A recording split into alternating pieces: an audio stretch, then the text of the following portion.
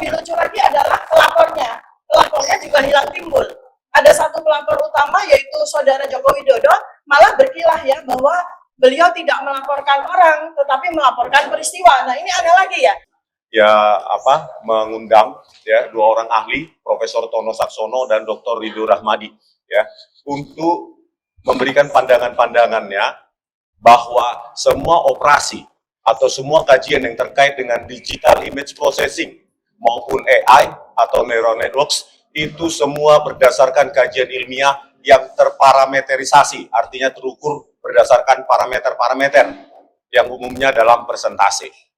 Itu satu praktek saintifik yang biasa saja di luar negeri, yang tidak harus ada linearitas. Nah, ini nanti kira-kira kita akan dalami nanti ketika ketemu Pak Polisi dalam gelar perkara. Insya Allah saya bisa melakukannya. Cuman harus diperhatikan bahwa harus dicatat bahwa peralatan pengukuran fotogrametri dengan cara analog itu sekarang sudah tidak ada lagi. Di seluruh dunia tidak ada. Termasuk di Indonesia. Sudah di-scrap. Itu maknanya apa? Maknanya adalah analisis secara digital itu sudah sepenuhnya dapat menggantikan proses analisis secara analog. Itulah sebabnya saya merasa sangat yakin sekali apa yang dilakukan oleh trio RRT ini sudah memenuhi kaidah-kaidah saintifik yang sangat akuntabel dan reliable.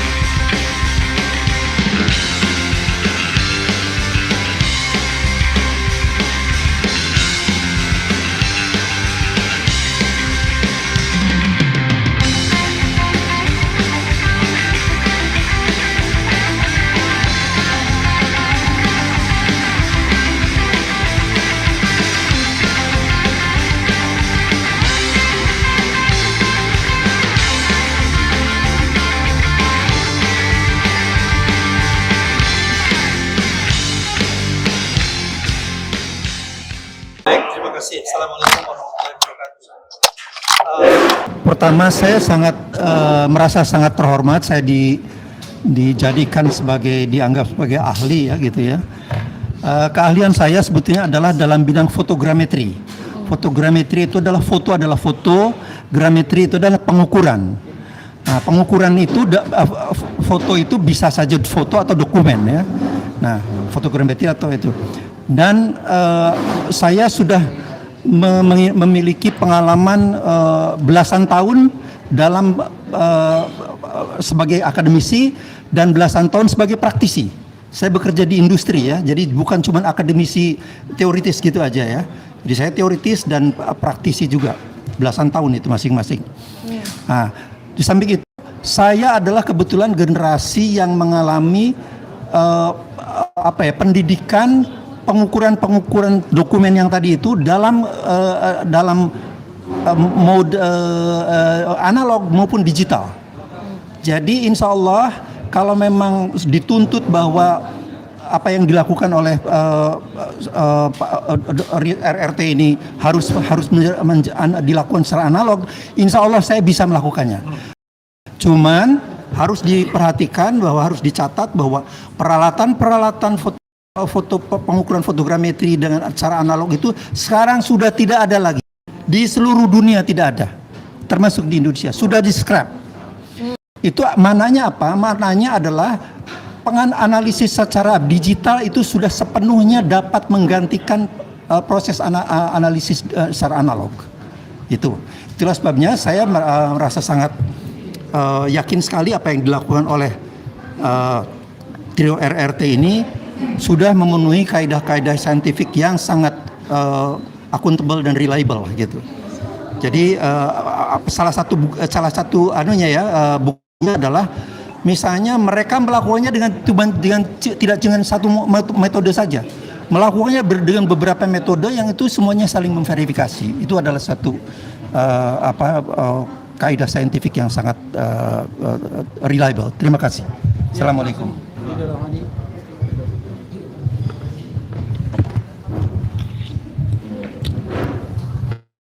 Baik, bismillahirrahmanirrahim. Assalamualaikum.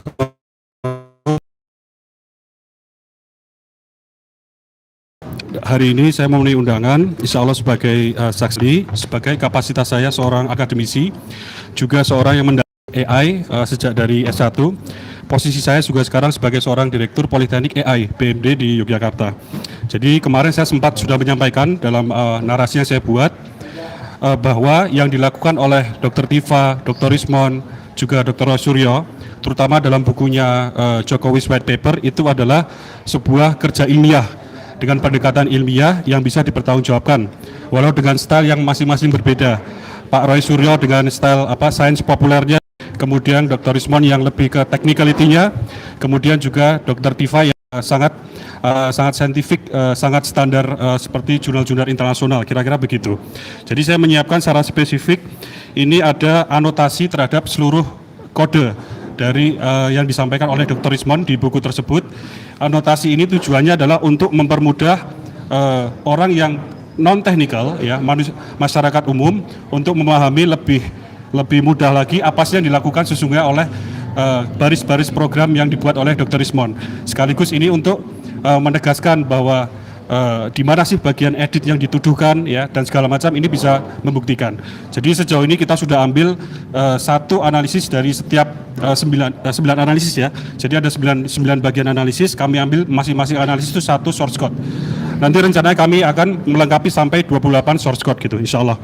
Kemudian khusus yang Dr. Tifa, nanti kita akan sampaikan beberapa literatur review. Paling tidak di sini ada 30 literatur review yang secara saintifik memperkuat bangunan analisis neuropolitika yang dilakukan oleh Dr. Tifa. Bahkan ada kebaruan, ya, yaitu menggunakan data-data dari mikroekspresi, ya, itu menggunakan istilah teknisnya ada face action coding system.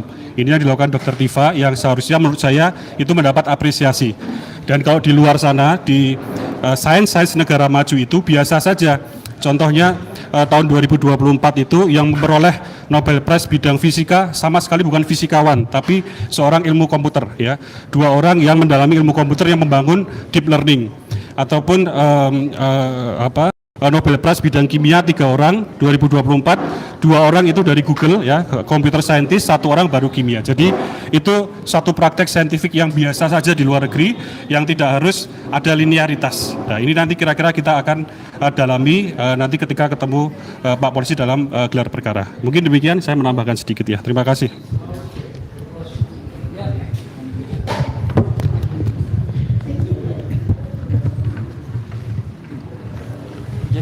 Kawan-kawan semua, tidak usah ada tanya jawab, ya, nanti pas setelah selesai saja, ya, tanya jawab. Mudah-mudahan semuanya lancar, nanti pukul 14.00 kita harus masuk, ya. Itu saja. Wassalamualaikum warahmatullahi wabarakatuh. Assalamualaikum warahmatullahi wabarakatuh. Kawan-kawan semua, terima kasih sudah hadir dalam press conference RRT. Jadi RRT itu Roy, Rismon, dan Tifa, dan 3 prinsipal ini sudah hadir. Kita akan press conference persiapan gelar perkara khusus yang jadwalnya itu pukul 14.00 waktu Indonesia bagian Barat. Nah, sesuai dengan tradisi tim ini, maka nanti kesempatan pertama prinsipal yang akan menyampaikan sesuatu, dan kemudian sedikit ahli yang dibawa. Ada 2 ahli yang dibawa, Profesor Tono Saksono dan kemudian Ridho Rahmadi PhD. Hanya begini, kawan-kawan semua, sekedar sedikit pengumuman. Di sini ada 3 prinsipal. Nah, 1 prinsipal memang masih terikat dengan tim yang lain, tapi 2 prinsipal sesungguhnya fully di sini. Jadi kalau misalnya ada informasi yang mengatakan bahwa Rismon masih terikat dengan tim yang lain, itu sudah diklarifikasi. Ya, begitu, Mam, ya. Mudah-mudahan saya nggak ditolak. Tiba-tiba nggak benar katanya. Oke, untuk kesempatan pertama, RRT Roy Suryo. Silakan, Mas Roy. Ya. Baik.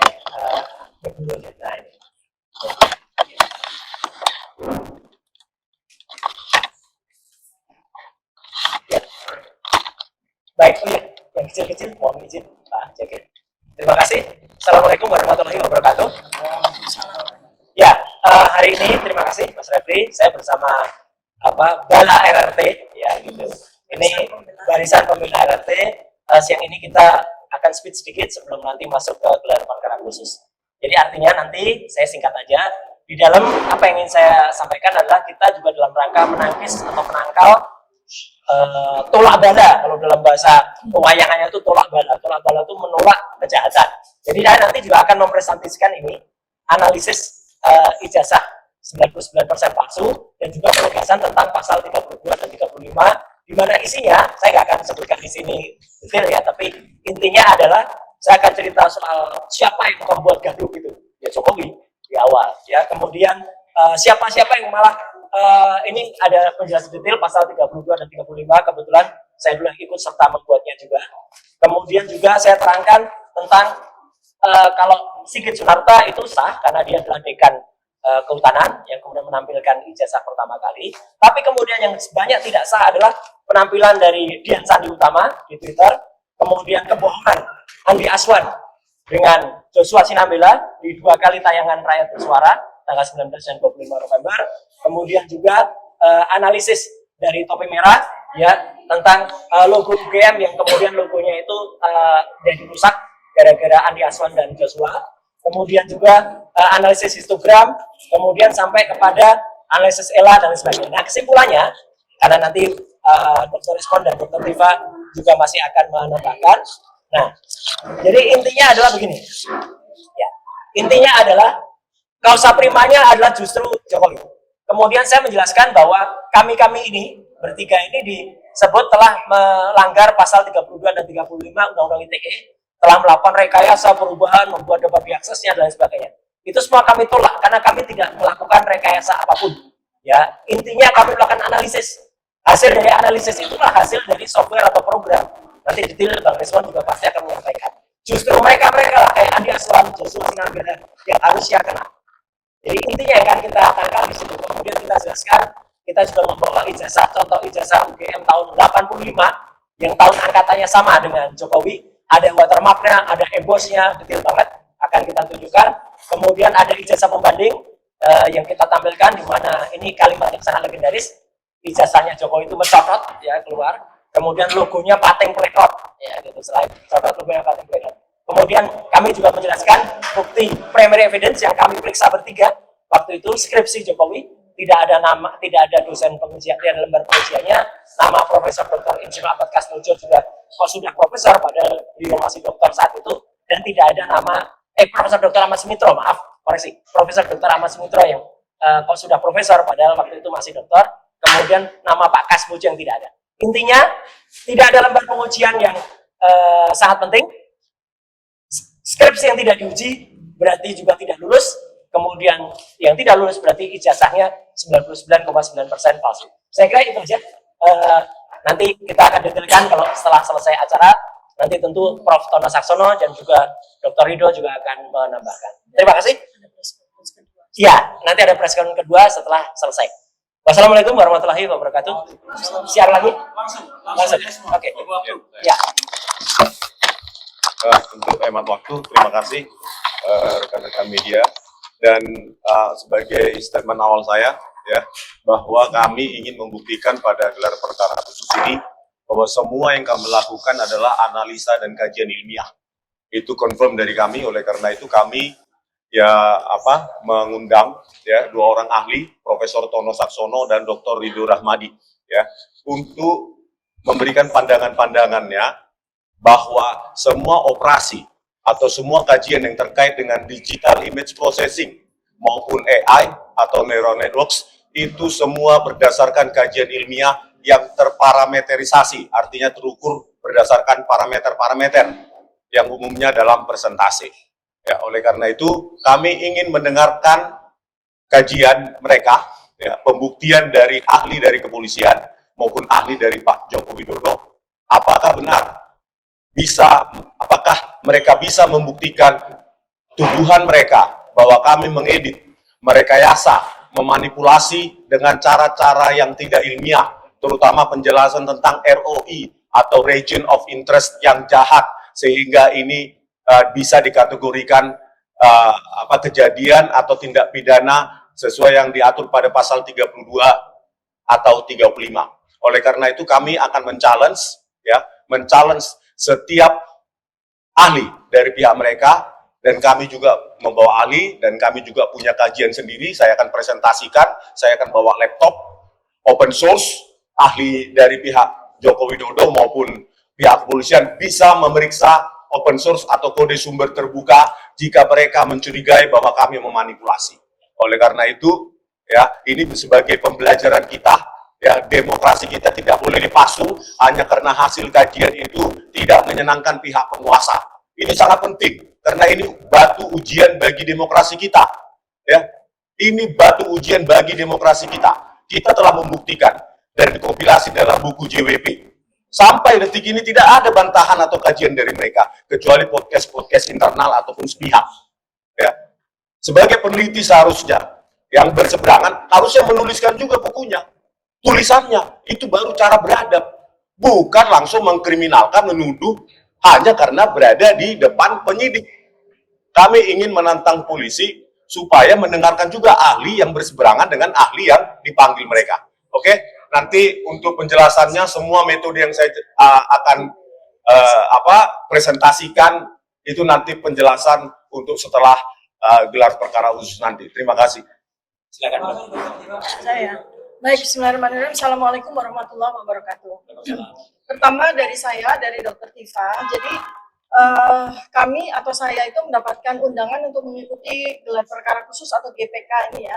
Itu hari Kamis ketika kita wajib lapor. Nah, setelah saya membaca, ternyata GPK itu berasal dari permintaan dua pihak. Yang pertama adalah ada tim kuasa hukum yang disebut sebagai tim advokasi anti kriminalisasi akademisi dan aktivis, di mana mereka bukan kuasa hukum saya secara pribadi, tetapi mereka saat ini masih menjadi tim kuasa hukum dari Mas Roy Suryo. Ya. Nah, kami berdua, saya, Dr. Tifa, dan Bang Rizwan Syanipar itu sudah bukan klien dari tim advokasi tersebut. Ya. Walaupun pada saat surat tersebut dilayangkan kepada Polda Metro Jaya oleh tim kuasa hukum tersebut, itu status Bang Rizwan Syanipar masih sebagai klien mereka. Tetapi untuk hari ini, sejak tanggal 7 November 2025, Bang Rizwan Syanipar sudah tidak menjadi klien mereka lagi. Nah, jadi saya, Dr. Tifa, dengan Bang Rizwan itu tidak punya relevansi secara langsung dengan GPK ini, ya. Kemudian ada satu pihak lagi, yaitu tim TPUA. Tim TPUA yang dipimpin oleh Bang Egy Sujana. Jadi ada dua pihak yang meminta Polda Metro Jaya untuk menyelenggarakan GPK ini. Nah, artinya saya secara pribadi dan Bang Rizwan Syanipar itu hadir, insya Allah hadir memenuhi undangan GPK ini adalah demi kami menghormati proses hukum, ya, proses hukum. Nah, supaya diketahui juga oleh khalayak bahwa ketika saya bertanya pada hari Kamis tersebut kepada Polda Metro Jaya atas dasar apa saya diundang, artinya saya diundang sebagai apa? Untuk diketahui juga bahwa GPK ini sudah terjadi 2 kali ini, ya. Jadi GPK pertama, gelar perkara khusus pertama, tanggal 9 Juli 2026, itu kami bertiga hadir sebagai ahli, diminta oleh TPUA sebagai ahli, ya. Nah, kami hadir sebagai ahli. Nah, kali ini memang agak membingungkan untuk saya secara pribadi, karena saya tidak punya relevansi, dan saya juga tidak jelas, kemarin pemeriksa juga tidak jelas, jadi saya diundang dalam kapasitas apakah sebagai ahli atau sebagai apa. Nah, itulah nanti yang akan saya tanyakan juga, supaya jelas legal standing saya berada di ruangan GPK tersebut itu jelas, ya, itu satu. Kemudian yang kedua adalah GPK ini menjadi sebuah hal yang menguntungkan sebetulnya bagi kami sebagai tersangka, karena dengan GPK ini maka kami akan sekali lagi untuk kesekian kalinya akan bertanya, dasar dari penyidik, dasar dari Polda Metro Jaya menjadikan kami sebagai tersangka, meningkatkan status kami dari saksi kemudian jadi terlapor di tanggal 11 Juli 2025, lalu kemudian menjadi tersangka per tanggal 7 November 2025, itu dasarnya apa? Karena kami sama sekali tidak melakukan tindak pidana apapun, tidak punya mens rea apapun, tetapi kami dituduhkan dengan pasal berlapis-lapis yang sangat tinggi konsekuensinya secara hukum, ya.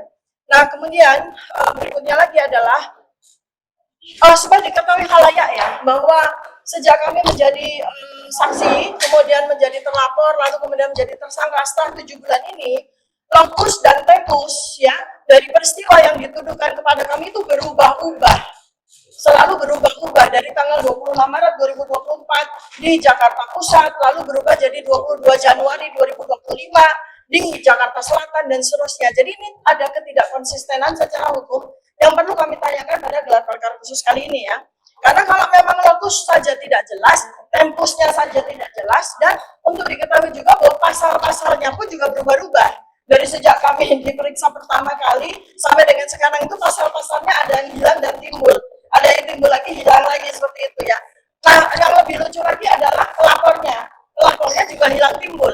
Ada satu pelapor utama yaitu Saudara Joko Widodo malah berkilah ya bahwa beliau tidak melaporkan orang, tetapi melaporkan peristiwa. Nah, ini ada lagi ya. Seharusnya dari sejak awal yang diperiksa peristiwa, bukan orang ya, bukan kami. Karena beliau tidak secara definitif menyebutkan orang, tapi peristiwa. Tapi sampai dengan hari ini kita juga tahu tidak ada peristiwa yang diperiksa oleh pemeriksa ya.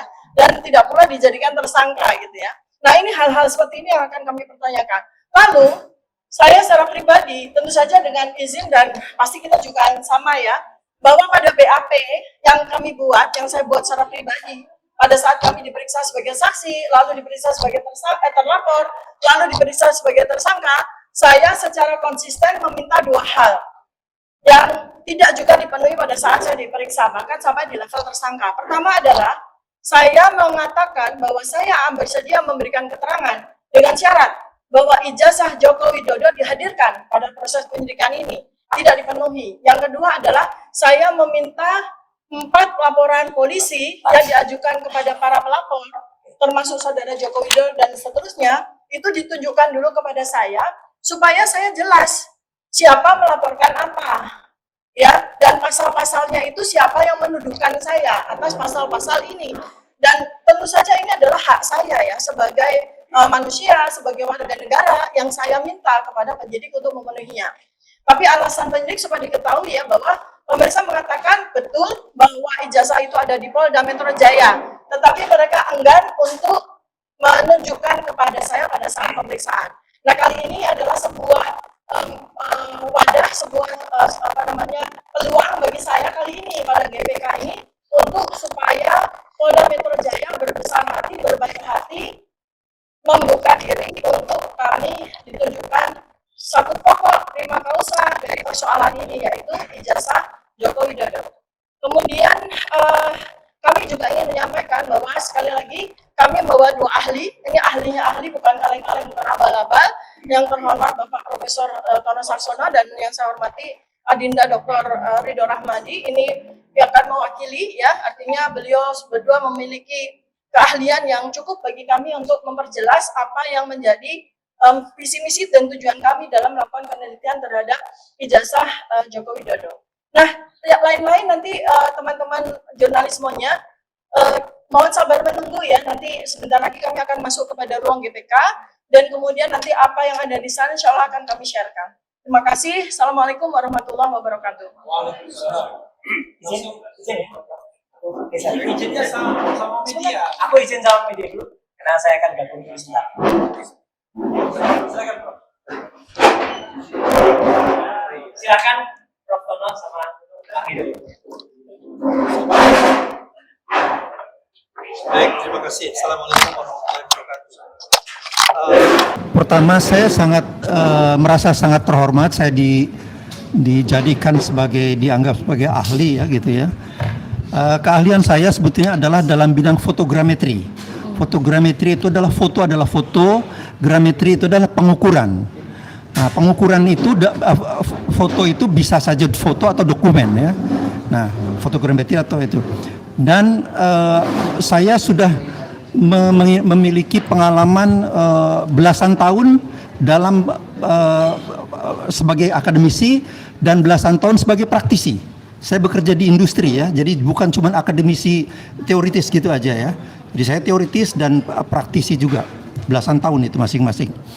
Nah, di samping itu, saya adalah kebetulan generasi yang mengalami pendidikan pengukuran dokumen yang tadi itu dalam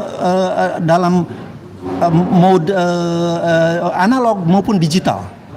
Jadi insya Allah kalau memang dituntut bahwa apa yang dilakukan oleh RRT ini harus dilakukan secara analog, insya Allah saya bisa melakukannya. Cuman harus diperhatikan bahwa harus dicatat bahwa peralatan pengukuran fotogrametri dengan cara analog itu sekarang sudah tidak ada lagi. Di seluruh dunia tidak ada, termasuk di Indonesia, sudah di-scrap. Itu mananya apa? Mananya adalah analisis secara digital itu sudah sepenuhnya dapat menggantikan proses analisis secara analog. Itulah sebabnya saya merasa sangat yakin sekali apa yang dilakukan oleh trio RRT ini sudah memenuhi kaidah-kaidah saintifik yang sangat akuntabel dan reliable gitu. Jadi salah satu bukunya adalah misalnya mereka melakukannya tidak dengan satu metode saja, melakukannya dengan beberapa metode yang itu semuanya saling memverifikasi. Itu adalah satu kaidah saintifik yang sangat reliable. Terima kasih. Assalamualaikum.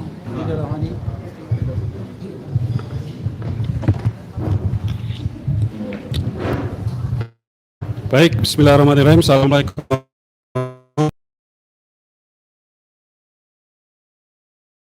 Hari ini saya memenuhi undangan, insya Allah sebagai saksi, sebagai kapasitas saya seorang akademisi, juga seorang yang mendalami AI sejak dari S1. Posisi saya juga sekarang sebagai seorang Direktur Politeknik AI BMD di Yogyakarta. Jadi kemarin saya sempat sudah menyampaikan dalam narasi yang saya buat bahwa yang dilakukan oleh Dr. Tifa, Dr. Rismon, juga Dr. Roy Suryo, terutama dalam bukunya Jokowi's White Paper, itu adalah sebuah kerja ilmiah dengan pendekatan ilmiah yang bisa dipertanggungjawabkan, walau dengan style yang masing-masing berbeda. Pak Roy Suryo dengan style sains populernya, kemudian Dr. Rismon yang lebih ke technicality-nya, kemudian juga Dr. Tifa yang sangat saintifik, sangat standar seperti jurnal-jurnal internasional, kira-kira begitu. Jadi saya menyiapkan secara spesifik, ini ada anotasi terhadap seluruh kode dari yang disampaikan oleh Dr. Rismon di buku tersebut. Anotasi ini tujuannya adalah untuk mempermudah orang yang non-teknikal, ya, masyarakat umum, untuk memahami lebih mudah lagi apa sih yang dilakukan sesungguhnya oleh baris-baris program yang dibuat oleh Dr. Rismon. Sekaligus ini untuk menegaskan bahwa di mana sih bagian edit yang dituduhkan, ya, dan segala macam ini bisa membuktikan. Jadi sejauh ini kita sudah ambil satu analisis dari setiap 9 analisis, ya. Jadi ada 9 bagian analisis, kami ambil masing-masing analisis itu satu source code. Nanti rencananya kami akan melengkapi sampai 28 source code gitu, insya Allah. Kemudian khusus yang Dr. Tifa, nanti kita akan sampaikan beberapa literatur review. Paling tidak di sini ada 30 literatur review yang secara saintifik memperkuat bangunan analisis neuropolitika yang dilakukan oleh Dr. Tifa. Bahkan ada kebaruan, ya, yaitu menggunakan data-data dari mikroekspresi, ya, itu menggunakan istilah teknisnya ada face action coding system. Ini yang dilakukan Dr. Tifa yang seharusnya menurut saya itu mendapat apresiasi. Dan kalau di luar sana di sains negara maju itu biasa saja. Contohnya tahun 2024 itu yang memperoleh Nobel Prize bidang fisika sama sekali bukan fisikawan, tapi seorang ilmu komputer, ya. 2 orang yang mendalami ilmu komputer yang membangun deep learning. Ataupun Nobel Prize bidang kimia 3 orang 2024, 2 orang itu dari Google, ya, computer scientist, 1 orang baru kimia. Jadi itu satu praktek saintifik yang biasa saja di luar negeri yang tidak harus ada linearitas. Nah, ini nanti kira-kira kita akan dalami nanti ketika ketemu Pak Polisi dalam gelar perkara. Mungkin demikian, saya menambahkan sedikit, ya. Terima kasih.